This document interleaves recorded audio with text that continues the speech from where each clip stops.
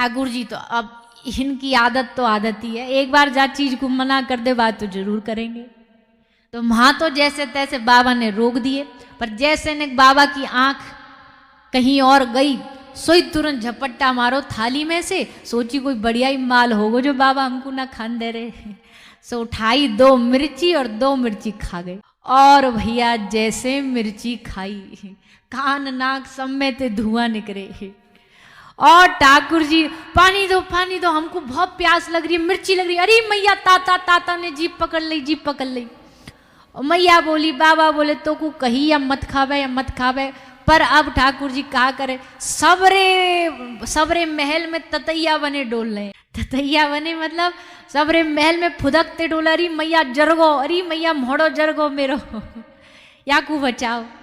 मैया ने जैसे तैसे लाला की ये तीक्ष्णता शांत करी, मिठाई मिष्ठान पवायो, दूध पिवायो। मैया बोली तू उद्यमी है, तेरे संग यही होना चाहिए। जब तो ते कह रही तो नहीं खानी, जब बाबा ने कही नहीं खानी तो कोई एक्सपेरिमेंट करने कर ले, अब खा ले। भैया ठाकुर जी कोई अज्ञान थोड़ी है कि उनको मिर्ची को भी ना पता हो। पर भैया अपने जनन के सामने ठाकुर जी अज्ञान बन जाते कि हमको तो कछु नहीं पता। मैया कहती कोई गलती से भी मैया के सामने बोल देते ना कि ये तेरो लाला भगवान है, तो मैया कहती तुम याकू भगवान बनाने में लगे हो, याकू कछु तो जीवन को ज्ञान नहीं है, का खानो का ना खानो ये याकू पतो नहीं है, कैसे ये भगवान बन सके। अगर ठाकुर जी जरा भी ऐश्वर्य लीला दिखाते तो शायद ब्रजवासिन को ने थोड़ा सा डाउट हो जाता। एक बार डाउट हुआ था ब्रजवासिन को, जब ठाकुर जी ने गिरिराज जी धारण करे। आगे जो गिरिराज जी कथा आप सुनोगे उसमें जरा शंका लगी थी ब्रजवासियों को कि भैया 7 साल का बच्चा इतना बड़ो गिरिराज उठा कैसे सके। वो भी ठाकुर जी ने शांत कर दिया। वहां में भी ब्रजवासिन को ही श्रेय दे दिया, उनकी महिमा सुना दी कि कछु माखन को बल बड़ो कछु गोपन करी सहाय, और श्री राधा रानी की कृपा से मैंने गिरवर लियो उठाए। या में भी मेरो कछु भी ना है, या में भी तुम सब ब्रजवासिन को ही है। ऐसे ठाकुर जी सबको श्रेय दे करके अपने आप को सब ऐश्वर्यों से विमुक्त करके ब्रज में रहे। कोई ऐश्वर्य नहीं, कोई किसी प्रकार का भगवत भाव लेकर के ठाकुर जी ब्रज में ना जिए। इसलिए हम बार बार कहते भैया भगवान को भगवान मानो, बहुत अच्छी बात है, पर इससे ज्यादा अच्छा अगर आपको रस लेना है ना तो भगवान को भगवान नहीं मानो, भगवान के साथ कोई संबंध बनाओ। कोई संबंध होना चाहिए, कोई रिश्ता होना चाहिए। संबंध से प्रेम बढ़ता है, संबंध से भाव प्रगाढ़ होता है। एक प्रकार का संबंध भगवान से बना, कोई भी भाव, जो भाव आपको आरंभ में आता वो भाव बना लो। बाद में फिर ये जो भाव है ना, ठाकुर जी से संबंध का भाव गुरु कराता, अपनी मन मर्जी से नहीं होता। संबंध भाव गुरु कराता है। हमारी सनातन परंपरा में 4 संप्रदाय हैं। 4 संप्रदायों का भगवान से अलग अलग प्रकार का संबंध स्थापित किया है। जैसे श्रीमद् वल्लभ महाप्रभु की संप्रदाय, वो सख्य भक्ति है। सूरदास जी भगवान को सखा मानते थे, कुंभनदास जी सखा मानते हैं, वो सख्य भक्ति है। श्री संप्रदाय उसमें ऐश्वर्य भक्ति है। गौड़िया संप्रदाय है, इस संप्रदाय में माधुर्य भक्ति है। माधुर्य भक्ति का मतलब होता है ठाकुर जी ना तो बेटा है, ना ठाकुर जी हमारे पति है, न ठाकुर जी हमारे माता पिता हैं, ठाकुर जी क्या हमारे प्रियतम हैं। प्रियतम भाव होता है, मंजरी भाव होता है, और उसी भाव के अनुसार फिर व्यक्ति व्यवहार करता। जो हमारा किसी से संबंध होता है उस संबंध के हिसाब से हम किसी के साथ व्यवहार करते। एक अभी हमने जो बताया संत महापुरुष के हम दर्शन करके आए तो बहुत देर उन्होंने उपदेश दिया, तो एक बात उन्होंने बताई, और खैर इस बात को जो वैष्णव लोग होंगे वो जरूर समझ पाते होंगे, अनुकरण भी करते होंगे कि अगर आपको आपकी दीक्षा किसी ऐसी संप्रदाय में हो गई, ऐसी परंपरा में हो गई, गुरु ने आपको कोई संबंध दे दिया है भगवान के साथ, तो अब उस संबंध के हिसाब से आपको ठाकुर जी की भक्ति करनी पड़ेगी। जैसे मान लीजिए किसी की दीक्षा गौड़िया परंपरा में हो गई, अब उसके लिए ठाकुर जी गोपाल स्वरूप नहीं रहेंगे, गोपाल जी की वो सेवा भी नहीं करेगा। मतलब पता है उसे कि स्वरूप एक ही है, अंतर नहीं है, पर या तो वात्सल्य भाव हो तब गोपाल जी रखो। बहुत समझदारी वाली बात है ये, बहुत गुरु कृपा से ही समझ आएगी। क्योंकि अपने भारतवर्ष में मुझे लगता है 100 में से 95% लोगों के घर में लड्डू गोपाल जी जरूर होते हैं। गोपाल स्वरूप सबके घर में होता है।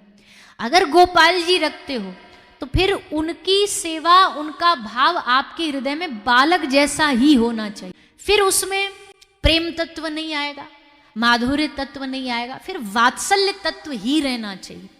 और अगर प्रेम तत्व आया, अगर गोपाल स्वरूप में, तो वो रास नहीं करे। पर इस विषय बहुत गंभीर विषय है, क्योंकि इसको समझना किसी महापुरुष की शरणागति में बैठ के ही समझा जा सकता है। पर हम आपको साधारण तरीके से इतना ही समझा सकते, एक संबंध बनाइए ठाकुर जी के साथ। वात्सल्य है तो फिर बालक ही समझिए, फिर उनके साथ आपके सब व्यवहार, सब आचार, सब विचार वात्सल्य भाव की होने चाहिए, माता स्वरूप ही होने चाहिए। तो ब्रज में सभी भाव हैं। वात्सल्य माता यशोदा है, सख्य भाव में मनसुख मधुमंगल आदि सखा हैं, माधुर्य भाव में गोपियां तो है ही है। तो उन सब रसों को भगवान ने पुष्ट किया ब्रज नगरी में आकर के।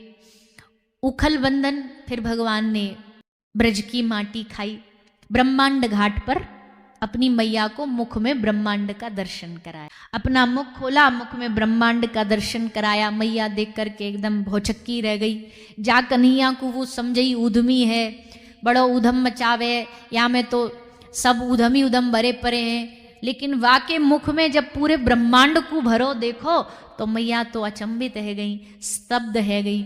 मन में बहुत अपने आप ही ग्लानि आने लगी कि मैंने तो बहुत गलत अपराध कर दिए।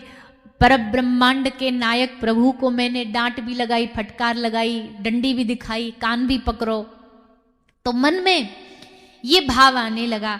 तो ठाकुर जी ने उस भावना को दूर किया, मुख में ब्रह्मांड का दर्शन भी करा दिया, ऐश्वर्य भाव का थोड़ा सा दर्शन भी करा दिया, और वाके बाद वो भाव हटा भी दिया। ज्यादा देर अच्छा नहीं लगा ठाकुर जी को ये भाव मैया के मन। नेक देर और रुक जाते तो मैया सीधी अगरबत्ती चालू कर देती, ओम जय जगदीश हरे भक्तजनों के संकट जन में दूर करे। मैया भी लेके घंटी ठाकुर जी की अगरबत्ती हिलाती। पन्ना भैया ब्रज की भक्ति आरती अगरबत्ती की नहीं है, नेम टेम की नहीं, प्रेम की है। कभी बताओ ब्रजवासी ने ठाकुर जी की आरती करी? हाँ आरती करी, पूजा करी, गारी दे दे के करी। बोले देखो भैया जैसो भगवान वैसी वाकी पूजा। अब हमारो भगवान ही चोर है तो हम तो वाकी पूजा को स्तुति गा के थोड़ी करेंगे, गारी दे के करेंगे।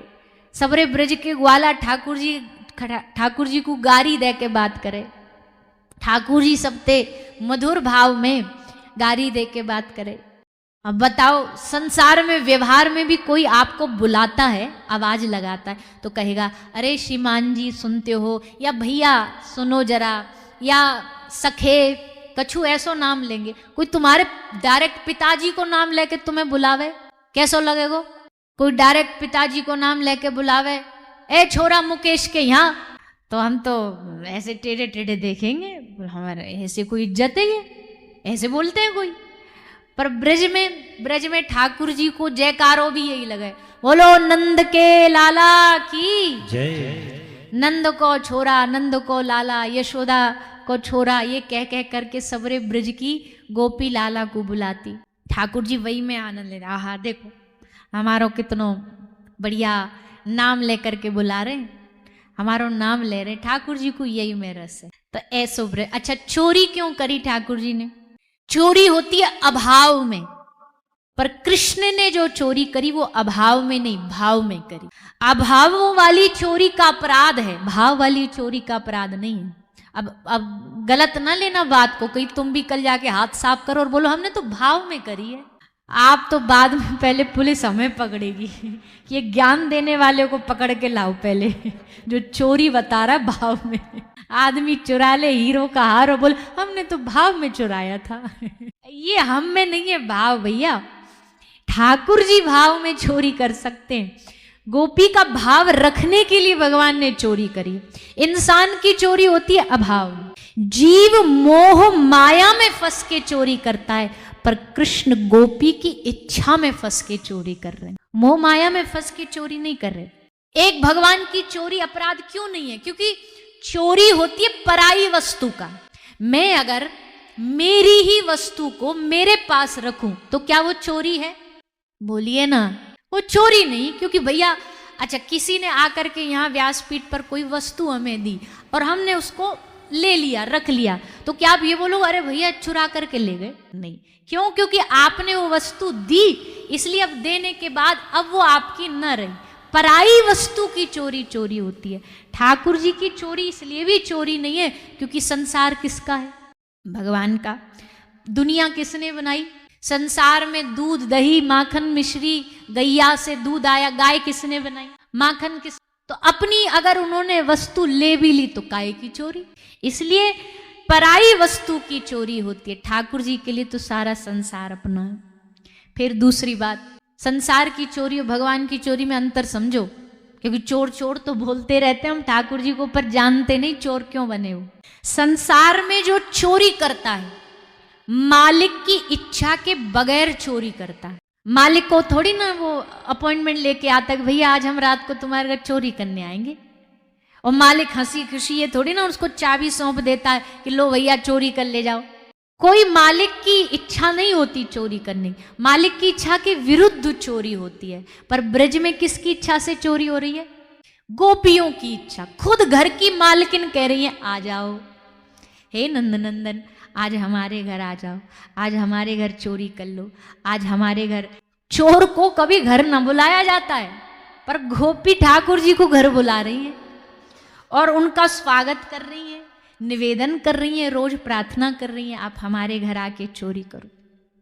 संसार की चोरी में छल कपट होता है, हिंसा होती है। पकड़े चोर पकड़ा भी गया तो महाराज डंडा लेके कुटाई करके उसको ठोक पीट देंगे। पर ठाकुर जी जब चोरी करते हुए पकड़े जाते ना, गोपी उनको पकड़ती, आहा जैसे ठाकुर जी को गोपी पकड़ लेती, पकड़ के देह गेह सबकी दशा भूल जाती, सबकी स्मृति भूल जाती।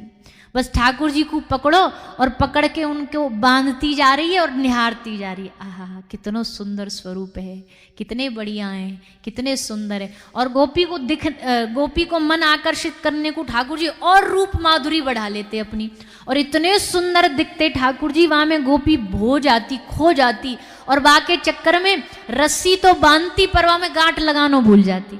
अब ये तो महाराज इतने खतरनाक चोर हैं कि गांठ के बाद न रुके, बिना गांठ के तो कैसे ही रुकेंगे। गांठ बिना लगाए भाग जाती मैया को बुलाने, और ठाकुर जी तुरंत वहां से 9-2-11 हो जाते, तुरंत खिसक लेते। तो दुनिया की चोरी में हिंसा होती है, बल का प्रयोग होता है, पर ठाकुर जी की चोरी में ऐसा नहीं है। बहुत अंतर है संसार की चोरी में और ठाकुर। एक सबसे सुंदर अंतर, चोर की चर्चा करने से पाप बढ़ता है, पर ये माखन चोर की चर्चा करने से प्रेम बढ़ता है। दुनिया में चोरों की कथाएं नहीं सुनाई जाती, भैया देखो इतिहास का कितना बढ़िया वाला चोर हुआ, कभी किसी ने सुना? बोले मिलिए इनसे, ये हैं बहुत बहुत अच्छे, क्या ये हैं बहुत ईमानदार चोर। चोरों की वाहवाही नहीं गाई जाती, ये नहीं कहा जाता कि बड़े इनके चर्चा से पुण्य बढ़ेगा, ना ना ना। ठाकुर जी की चर्चा, इस चोर की चर्चा करने से भक्ति बढ़ती है, प्रेम बढ़ता है, अनुराग बढ़ता है। इसलिए इस चोरी को संसार की चोरी ना समझो, इसका कंपैरिजन संसार से करना ही पागलपन है। भगवान की लीला अद्भुत है, अनंत है, शब्दों से परे। ऐसी लीला माखन चोर भगवान ने ब्रज में करी, माखन चोरी लीला करी, ब्रह्मांड दर्शन कराया, अघासुर का उद्धार किया। एक अजगर आया ब्रज में अघासुर बन करके, अघ बन करके, और आकर के सारे ब्रज मंडल के ग्वाल बालन को अपने मुख में समा लिया। ठाकुर जी भी उनके संग मुख में घुस गए और जाकर के अघासुर का उद्धार किया, कल्याण किया। मुख से सब ब्रज गोपों को भगवान ने बाहर निकाला। बाहर निकाल के सबको कहा चलो अब भैया बड़ी जोर की भूख लगी है, चलो भोजन प्रसादी पाते हैं। सब लोग बैठ गए, भोजन प्रसादी पावे। सब अपनी अपनी घरन थे, उनकी मैया ने जो जो उनको कपड़ा में, टिफिन बॉक्स में जो जो बांध के दियो सब ले आए, और सब ने लाके पत्तल सामने रखी। दोना रखे। अच्छा देखो ठाकुर जी की कितनी अद्भुत अद्भुत ब्रज में लीलाएं। एक श्याम ढाक नाम की जगह है गिरिराज जी में, गोवर्धन में। वहां पर श्याम ढाक में ठाकुर जी जब जाते और कोई गोपी मिल जाती वहां को रास्ता रोक लेते, हमें दूध दे के जा, माखन दे के जा, मिश्री दे के जा। तो वो दूध देती, बोले दे तो दूं पर ले गो काय में, तो पे कछु बर्तन है, तो पे कछु है जा कोई कटोरी दोना काय में ले गो। ठाकुर जी बोले हमारो वृंदावन चिन्ह में है, हमारो ब्रज चिन्ह में, हम जो कहेंगे जो ऑर्डर पास करेंगे वही पूरा हो जाएगा। अभी हमको माखन खाने के लिए दोना चाहिए। सो ठाकुर जी ऐसे हाथ ऊपर करते, वहाँ अभी भी वो वृक्ष पे पेड़ लगे हैं, उनकी आकृति जब वो सूख जाते हैं गिरते हैं ना तो दोने के रूप में आती है। ठाकुर जी ऐसे हाथ करके करते, कोई पत्ता टूट के गिर तो दोना के रूप में ठाकुर जी डालते, या में डाल दे, वह गोपी को कह के वहां में डलवा लेते और तब वह को। तो ऐसे भाव में डूब करके ठाकुर जी ग्वाल बालन को बिठा करके उनको सबको मिल करके भोजन कराते। भोजन कैसे कराते?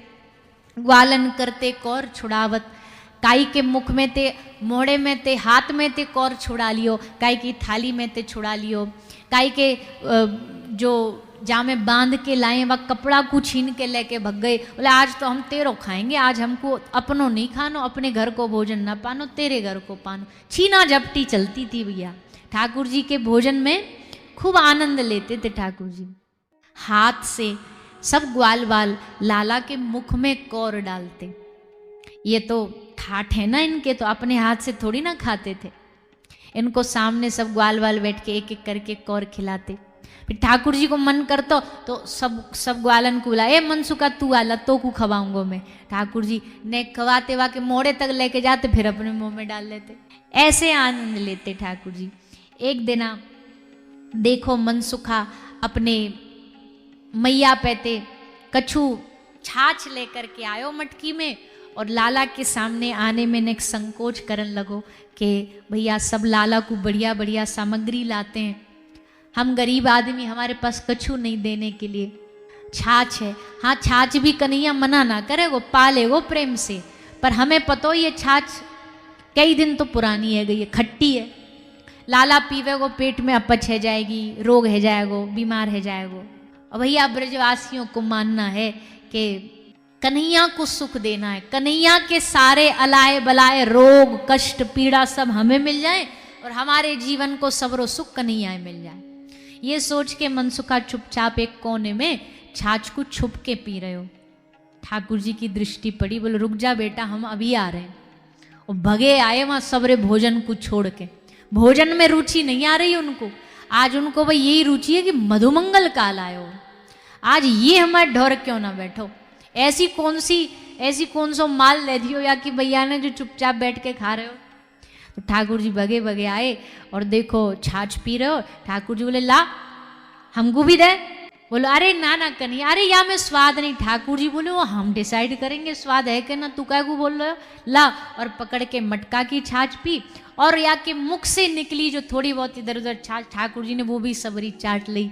ऐसो अद्भुत दृश्य इतिहास में आज तक देखो ना गयो, पर आज जब देखो तो श्री ब्रह्मा जी महाराज बड़े अचंभित हो गए।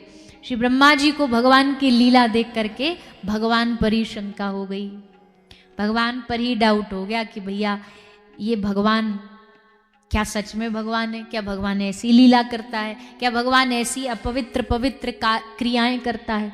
तो श्री ब्रह्मा जी को शंका हुई और श्री ब्रह्मा जी ठाकुर जी के प्रिय ग्वाल बालन को लेकर के अंतर ध्यान हो गए। सब ग्वाल बालन को लेके चले गए, गैयान को लेके चले गए, और पीछे से ठाकुर जी ने ब्रज में एक नई सृष्टि बनाई।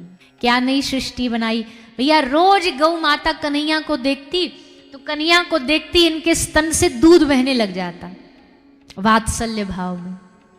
और क्या सोचती मनी मन, आहा वो कौन दिन आएगा जब खुद श्याम सुंदर हमारे थनों से मुख लगा करके हमारा दुग्ध पान करेंगे। ब्रज की ग्वालिनी सोचती, आहा वो कौन दिन आएगा जब खुद श्री कृष्ण हमारे घर बालक बन के हमारे स्तनों से दुग्ध पान करेंगे। आज ठाकुर जी ने उन सबकी इच्छा पूरी कर दी। कृष्ण ही बछड़ा बन गए, कृष्ण ही ग्वाल बाल बने, इनकी इच्छा पूरी करी। अब जब गैयाओं के पास बछड़ा भागे भागे जा रही, बछड़ा नहीं है, कौन है? कृष्ण। अब तो महाराज वहां दरवाजे से ही अगर अपने बछड़े को आता गैया देखती तो बिना किसी दोहन के गैयाओं के दूध से, थनों से दूध की धार बहने लग जाती। गोपियां नहीं समझ रही कि मधुमंगल, मनसुख, श्री रामा, इन सब हमारे बालकन पे हमें इतना लाड़ क्यों आ रहे हो? बालक तो पहले भी प्रिय थे, पर इनको दिन भर तो गोपी कुटाई करती। आज यहाँ चोरी करायो, आज वहां चोरी करायो, आज फिर पिट लियो। पर अब पता नहीं क्या हो गया कि जैसे ही अपने बालक को आता देखे तो आंख से आंसू, गले लगाए तो आंख से आंसू। कोई समझ नहीं पा रहा कि इतना प्रेम ब्रज में कैसे, क्योंकि सबके घर में कन्हैया विराजे, सबके घर में कन्हैया विराजे। और भैया एक और लीला सुन लो, बहुत जरूरी है, जो ना समझ लोग अब भी भगवान श्री कृष्ण की रास लीला पर उंगलियां उठाते हैं, उनके लिए लीला है। जब भगवान कृष्ण बने ना सबके घरों में, तो उसी समय भगवान ने एक और लीला करी। भगवान ने शांडिल्य ऋषि को आदेश दे दिया। शांडिल्य ऋषि ठाकुर जी के वंश के कुलगुरु हैं, तो जो कुलगुरु कहेगा वही करना पड़ेगा यजमान को। तो शांडिल्य ऋषि के मति में भगवान ने ये एक भाव जगाया कि बाबा आओ और नंद बाबा और जितने भी ब्रज के वयोवृद्ध सब लोग हैं उनको बुलाओ, बैठाओ और सबको एक बात बोलो। क्या बात बोलो? उनको बोलो कि ये समय, ये क्षण, ये वर्ष, पूरा वर्ष जो है ये विवाह का सबसे उत्तम वर्ष है। इस साल में जिन जिन का विवाह हो गया ना उनकी जोड़ी अमर हो जाएगी। ऐसा कहकर के नंदगांव के जितने भी ग्वाला हैं सबका ब्याह बरसाने की छोरियों से, लालियों से करवा दो। ऐसा शांडिल्य ऋषि ने नंद बाबा और सब ब्रज के वयोवृद्ध लोगों को बोल दिया कि भैया साल के भीतर भीतर जितना हो सके, जितने बालक बड़े बड़े हैं सबका ब्याह, सब गोपिन का ब्याह सखाओं से करा दो। नंदगांव के जितने सखाएं सबका ब्याह करा दो। सब बरसाने की और आसपास की जितनी ब्रज गोपियां सबका ब्याह ब्रज के ग्वाल बालों से करा दिया। पर अब ये बताओ वो सारे ग्वाल बाल कौन थे? बोलो ना। तो फिर सारे ब्रज की जितनी भी गोपियां, इनका विवाह किससे हुआ? कृष्ण से हुआ। भले वो सोच रही हो कि उनका सखा किसी ग्वाला से हुआ, पर ग्वाला से नहीं हुआ, कृष्ण से हुआ है। इसलिए कृष्ण उन सबके पति हैं। और अगर महारास में गोपी अपने पति के साथ जाकर के नृत्य करती है तो क्या वो अपराध है? कदापि अपराध नहीं। इसलिए पहले कृष्ण कथा को हम सबको समझना चाहिए। महारास कोई जो लोग भक्ति भाव को नहीं समझते वो महाराज को कभी कभी गलत साबित करते हैं। पर भैया ये ब्रज की जितनी भी गोपियां ये सब ठाकुर जी की ही प्रेयसी हैं, उनसे ही ब्याह हुआ है इनका, किसी और से नहीं हुआ। इसलिए उनके साथ महाराज भगवान ने किया। ये तैयारी सब भगवान की पहले से, सबको अपना बनाया। 1 वर्ष तक ग्वाल बाल ब्रह्मा जी के पास रहे और यहाँ ठाकुर जी ग्वाल बाल बने डोले।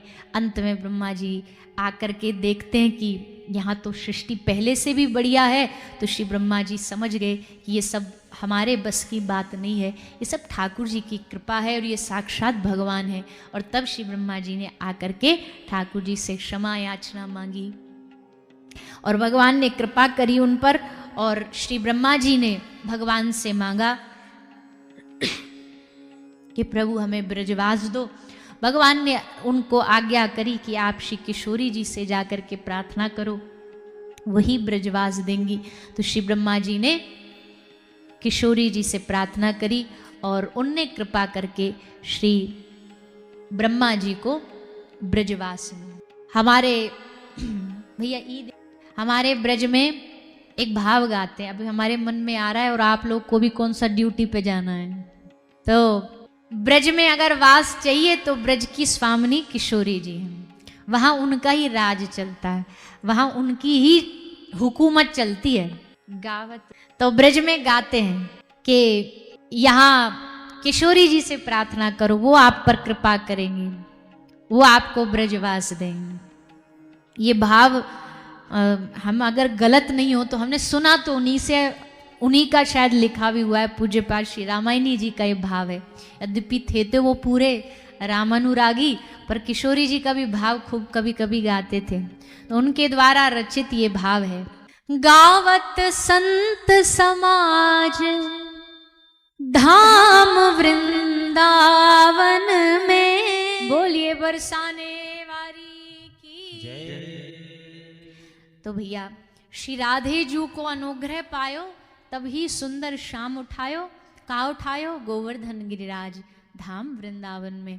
या गिरिराज जी की लीला भी किशोरी जी की कृपा से ही ब्रज में प्रकट भई, नहीं तो ठाकुर जी में कहाँ इतनी शक्ति गिरिराज जी उठा लेते। ब्रजवासी ऐसो माने भैया, दुनिया में तो ठाकुर जी कछु भी कर सकें, पर ब्रजवासी माने बोले ठाकुर जी में ताकत ना गिरिराज जी उठा लेते, तो किशोरी जी के अनुग्रह ने उठायो। तो ऐसे श्री किशोरी जी की कृपा से ब्रह्मा जी को ब्रजवास मिला। सबको ब्रजवास किशोरी जी की कृपा ही दिलाती है। ब्रह्मा जी पर अनुग्रह हुआ, कालिया पर अनुग्रह हुआ, और फिर सुखदेव जी महाराज कथा सुनाते हैं। आगे श्री प्रभु ने जिस प्रकार गोपियों पर कृपा करी, वैसी भगवान ने ब्रज में यज्ञ पत्नियों पर भी कृपा करी। भातरोण नामक एक स्थान है ब्रज में, जहां ठाकुर जी ने जाकर के समस्त ब्राह्मण पत्नियों का भोग प्रसाद ग्रहण करके उन पर अनुग्रह किया। आगे 7 वर्ष के हो गए ठाकुर जी, और 7 वर्ष की आयु में भगवान ने श्री गोवर्धन श्री गिरिराज जी को धारण करके गिरिराज जी की सेवा करवाई। पहले तो सब ब्रजवासियों से उनको गिरिराज जी की सेवा का महत्व बताया, क्योंकि गिरिराज जी साक्षात श्री हरिवर्य हैं, साक्षात भगवत स्वरूप श्री गिरिराज जी गोवर्धन नाथ जी हैं। भगवान में और श्री गिरिराज जी में कोई किंचित मात्र भेद नहीं है। ठाकुर जी ने कहा कि हमारी पूजा तो ये ब्रजवासी करते नहीं और हमें करवानी भी नहीं, पर हमारे स्वरूप जो हैं साक्षात श्री गिरिराज महाराज, उनकी पूजा कराते हैं। दोनों काम बन जाएंगे, इनको पूजा भी हो जाएगी और गिरिराज जी का महिमा भी सबको पता लगेगी। तो ठाकुर जी ने इंद्र की पूजा को रुकवा दिया, इस परंपरा को रुकवा दिया। वैसे किसी पुरानी परंपरा को तोड़ना आसान नहीं है, पर कभी कभी समय अनुसार कुछ परंपराओं में बदलाव आना ही चाहिए। समय के हिसाब से बदलाव अगर नहीं बदलोगे तो खुद ही बदल दिए जाओगे। इसलिए बदलाव समय की मांग है, बदलाव समय की परम मांग होती है, और उसकी स्वीकृति जिसने कर ली वही समय को समझ सकता है। ब्रजवासी अड़ जाते, बोले नाना इंद्र की पूजा होगी, अरे भैया हमारो तो सब रो कर्म कांड छूट जाएगो। पर ब्रजवासियों को कृष्ण के हर वाक्य पर भरोसा है। अजी ये तो पूजा की बात है, कन्हैया कह दे ना आग में कूद जाओ, और कूदे भी ब्रजवासी। दावानल अग्नि का पान ठाकुर जी ने ही तो किया था, अग्नि से ब्रजवासिन को ही तो बचाया था। यमुना जी में कूदने को तैयार हो गए, जब लाला यमुना जी में कूदे कालिया का दमन करने। तो ये तो एक साधारण परंपरा थी, इसको बदलना कोई कठिन कार्य नहीं। सब लोगों ने श्री ठाकुर जी की आज्ञा को शिरोधार्य किया, और सब श्री गिरिराज भगवान की पूजा करने के लिए गिरिराज जी की तलहटी में गए। मुखारविंद पर ठाकुर जी को श्री गिरिराज महाराज को दुग्ध का अभिषेक किया, 56 भोग पवाए, 56 भोग समर्पित किए। खूब नाम संकीर्तन हुआ, जय जयकार हुई, और सब ब्रजवासियों ने श्री गिरिराज जी की पूजा करी, आराधना करी, स्तुति करी, भगवान ने भी करी। साक्षात भगवान होकर के भी अपने ही स्वरूप को भगवान ने पूजा श्री गिरिराज जी के रूप में। तो हम सब भी आज भगवान श्री गोवर्धन नाथ को प्रणाम करते हुए और उनके इस सुंदर लीला का स्मरण करते हुए सभी बड़े भाव और आनंद से श्री गिरिराज जी का स्वागत सत्कार करेंगे, और मानसिक रूप से सब श्री गिरिराज भगवान की सेवा पूजा अर्चना करेंगे। गावत संत समाज, अभी श्री जी जा नहीं रही हमसे।